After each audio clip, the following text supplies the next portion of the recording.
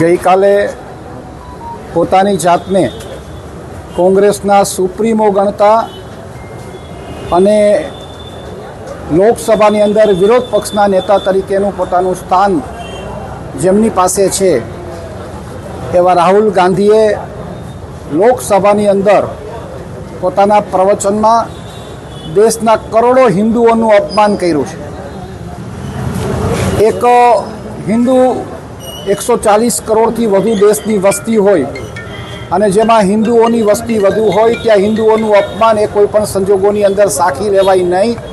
ગઈકાલે એમના પોતાના વક્તવ્યમાં હિન્દુઓને હિંસક અને નફરત ફેલાવનારાઓ કહીને હિન્દુઓનું જે રીતે એનું અપમાન કર્યું છે એના સંદર્ભમાં આજે જિલ્લા પંચાયત ચોકમાં ભારતીય જનતા પાર્ટીના યુવા મોરચાના નેતૃત્વ હેઠળ આજે વિરોધ પ્રદર્શન કરવાનો એક કાર્યક્રમ અહીં યોજવામાં આવ્યો છે।